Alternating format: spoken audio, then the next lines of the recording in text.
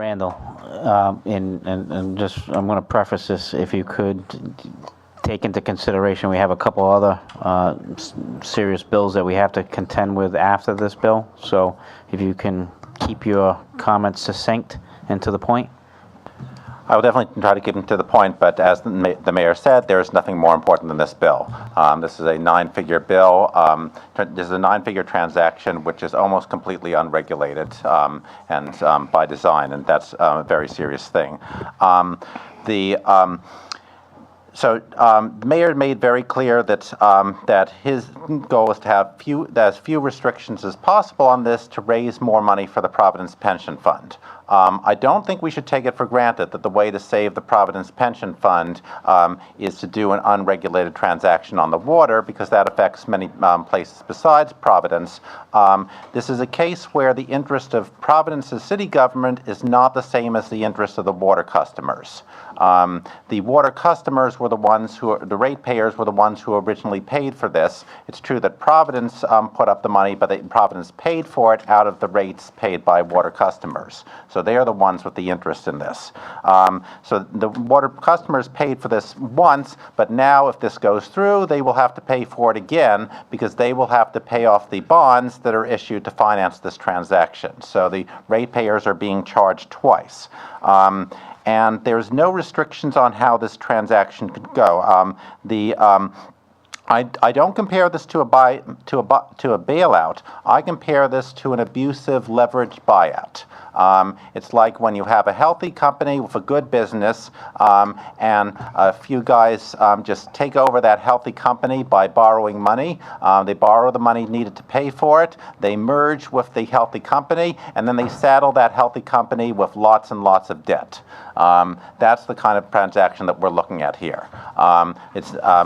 Actually, in this kind of merger, it'll probably be some nonprofit entity like the Narragansett Bay Commission that does the buying, but the main thing is it's going to be saddled with lots and lots of debt, and the bill explicitly bans any regulation by the PUC of how that debt is going to be entered into. So is this debt going to be on good terms, on bad terms? What are the covenants for the debt? That's all going to affect the future of the ratepayers who use this water, and how much they're going to have to pay, but it's likely to but because the city of Providence only wants to make as much money as possible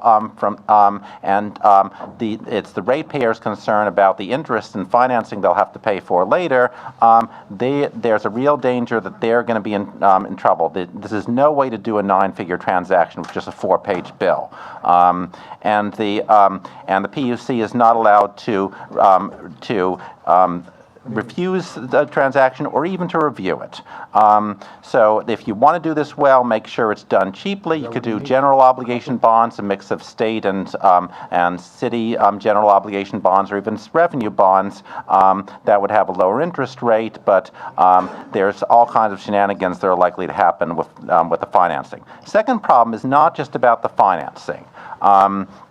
It's also about how that private entity is likely to be involved in what the mayor said was a lease or an operating management agreement. And other places have tried that. Other places have tried to bring in a private entity to do a lease or an operating management agreement.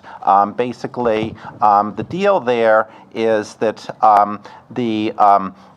the deal there is ostensibly that the private company is going to save money by doing the operations management more cheaply. But the problem is the private company doesn't have the incentives to maintain the water quality. So this is the kind of thing that led to the crisis in Flint.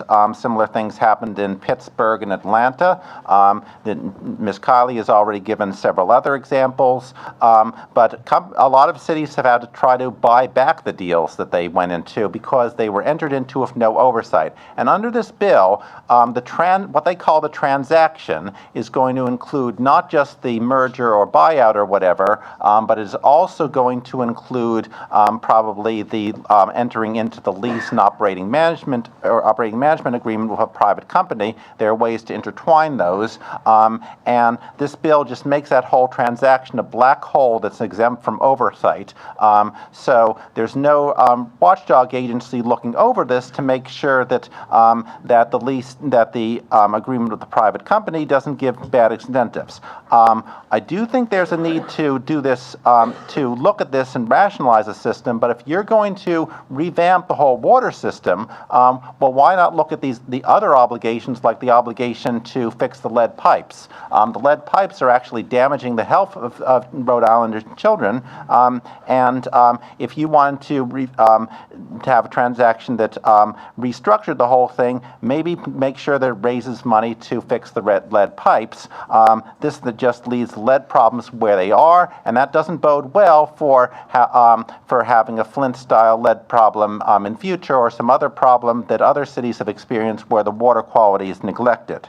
Now, I know the PUC is not great at doing oversight, but this bill just takes them out of there entirely. And this is kind of like the short-term thinking that caused the pension problem to begin with. Because at first people said, well, don't worry, we just want to make sure our budget balances for now. We're not going to worry about the pension in the long term. But again, what Providence is doing is to say, we just want to raise the money now to help our pension fund a little bit, not all the way, and it's not looking at the long term and what that's likely to mean. I know Providence says that they're going to cut out the middleman because other water systems that buy water from Providence Water aren't going to be the middleman anymore, but the problem is when we get the private entity managing the water in an agreement that's immune from oversight at the beginning, they're going to be a kind of middleman, and their incentive is going to be to cut corners. So, Mr. Rose. yes.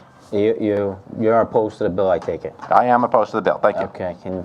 You reiterated a lot of the same points that many of the people brought forth. Sorry, tried to bring that. Thanks. Okay, thank you.